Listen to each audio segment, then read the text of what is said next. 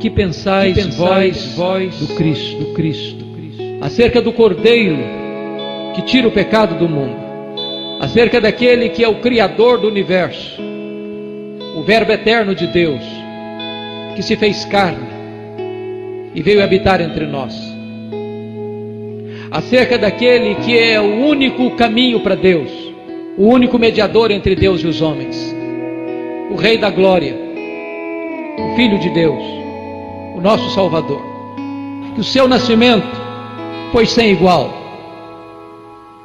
Ele sendo Deus eterno, Ele sendo Deus transcendente, Ele sendo Deus onipotente, Criador dos céus e da terra, resolveu, por amor de você e de mim, se esvaziar, se fazer carne, habitar entre nós, sendo o Rei dos Reis, nasceu como servo, sendo Deus eterno, se fazer homem, sendo bendito eternamente, se tornar maldito por nós, sendo adorado e glorificado pelos anjos nas alturas, se dispor a ser cuspido pelos homens, sendo dono e criador de todas as coisas, se colocar num berço de palha, numa manjedoura, para crescer numa carpintaria e morrer numa rua de cruz. Seu nascimento foi singular. Quando ele nasceu, os anjos proclamaram: glória a Deus nas maiores alturas e paz na terra entre os homens a quem ele quer bem. Quando ele nasceu, os anjos disseram: hoje aqui vos trago boas novas de grande alegria, e que o será para todo o povo. É que hoje vos nasceu na cidade de Davi o Salvador, que é Cristo, o Senhor. Ele não pecou, nem dolo algum se achou em sua boca. Ele andou por toda parte fazendo bem e libertando a todos os oprimidos do diabo. Sua mensagem é a mensagem da graça. Trouxe esperança, trouxe libertação. Sua mensagem trouxe salvação. Jesus pregou a verdade. Ele é a verdade eterna. Jesus Cristo falou sobre a vida, mas Ele é a vida. Jesus Cristo falou sobre libertação, mas Ele é o libertador. Ele é o profeta e Ele é a mensagem.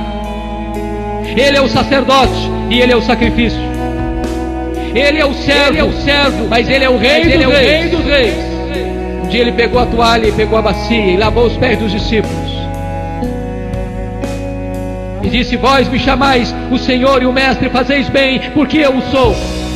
Onde Jesus chegava a luz da esperança.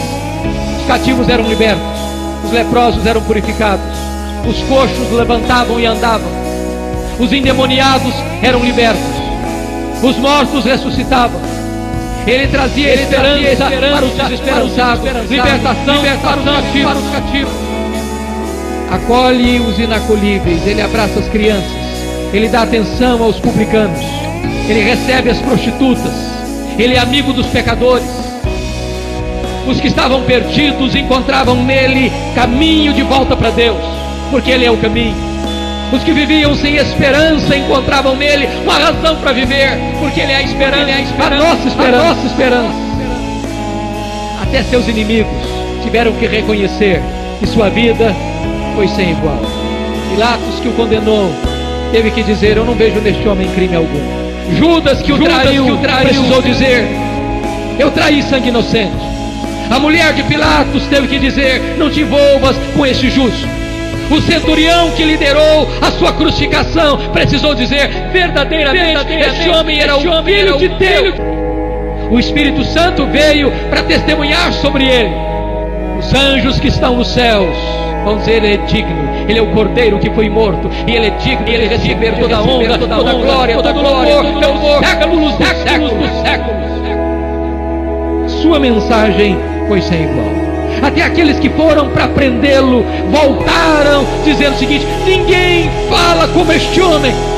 E ele chegava para as pessoas aflitas, angustiadas, desesperadas, dizia: vinde a mim, todos vós que estáis cansados e sobrecarregados, e eu vos aliviarei. Tomai sobre vós o meu jugo e aprendei de mim, porque sou manso e humilde de coração, e achareis descanso para as vossas almas. Ele se apresentava para dizer: Se alguém tem sede, venha a mim e beba. Quem crer em mim, como diz a Escritura, do seu interior fluirão rios de água viva. Sua mensagem era mensagem de salvação. Ele vai dizer para Nicodemos, um religioso, um mestre, um líder: Nicodemos, se você não nascer de novo, você não pode ver o reino de Deus. Se você não nascer da água e do Espírito, você não pode entrar no reino de Deus. Para uma mulher proscrita da sociedade, rejeitada pelas pessoas, Jesus Cristo disse: ah, mulher, se tu conheceras quem é quem fala contigo, tu me pedirias e eu te daria a água da vida. A um homem rejeitado da família e da sociedade, endemoniado dentro de um cemitério, se ferindo com pedras, nu, violento, louco, tresloucado, Jesus Cristo faz uma viagem à noite, depois de uma tempestade, para curá-lo, para libertá-lo, para salvá-lo e para enviá-lo como missionário para a sua terra. Jesus Cristo tem uma mensagem poderosa, que é maior do que a força da natureza. Ele acalma o mar, ele aquieta o vento, e os discípulos perguntam: mas quem é este que até o vento e o mar lhe obedecem? Jesus liberta um homem tomado de uma legião de demônios, 6.000 demônios, e faz dele um missionário. Jesus cura a mulher hemorrágica apenas com um toque desta mulher, provando que ele é maior do que o poder da enfermidade. Jesus ressuscita a filha de Jairo para dizer que ele é maior do que o poder da morte. Sua mensagem, seu poder, seu evangelho, suas boas novas são de fato sem igual. Também a sua morte foi sem igual. Ele morreu morte vicária. Ele morreu morte de cruz. Ele morreu substitutivamente. Ele morreu vicariamente. Ele morreu pelos nossos pecados, diz a Escritura. E a maior agrura e o maior sofrimento que Jesus suportou naquela cruz não foram os açoites implacáveis que ele recebeu lá no pretório romano. A dor mais cruel e avassaladora de Jesus não foi aquela dor que precedeu ao pretório naquela noite no sinédrio judaico. Não foi aquela caminhada dolorosa e dramática sob os apupos da cidade de Jerusalém, e a multidão em frene e sangue sedenta gritando: crucifica-o, crucifica-o, crucifica-o, e debaixo da chibata ele marchava para o Gólgota. A dor mais cruel, a dor mais avassaladora foi quando a sua alma santa, pura, imaculada, foi tomada pelo meu e pelo seu pecado. Deus lançou sobre ele a iniquidade de todos nós, e ele foi ferido por Deus. Ele foi traspassado pelas nossas iniquidades, e agradou ao Pai moê-lo. Ele morreu em seu lugar, em meu lugar, em nosso lugar. Foi por causa deste momento em que ele, sendo santo, se fez pecado, sendo bendito, se fez maldição, que ele gritou do topo daquela cruz: Deus meu, por que me desamparaste? Mas o Pai não o amparou para amparar você. O Pai não o poupou para poupar você. Ele suportou o cálice da ira de Deus. Ele suportou a ira do Pai, que estava destinada a nós por causa dos nossos pecados, e morreu em nosso favor, em nosso lugar, para nos dar eterna redenção. A sua morte foi sem igual. Ninguém morreu como ele. Tivemos mártires na história, talvez em termos de sofrimento físico, com mais intensidade, com mais demora, mas ninguém sofreu como Jesus. Ele sofreu substitutivamente. Ele sofreu em seu lugar, em meu lugar. Ele levou sobre si o nosso pecado. Ele carregou o nosso pecado sobre o seu corpo no madeiro. E ele morreu, a sua morte, para você a vida eterna.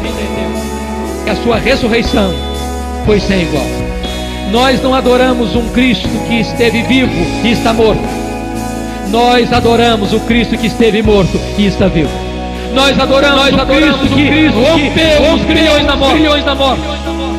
Nós adoramos o Cristo que matou a morte com a sua morte ao ressurgir dentre os mortos. Nós adoramos o Cristo que tem as chaves da morte e do inferno. Nós adoramos o Cristo que abriu a fileira da ressurreição como primícias dentre os mortos. Ele se levantou gloriosamente, vitoriosamente, triunfantemente. Nós adoramos o Cristo vencedor.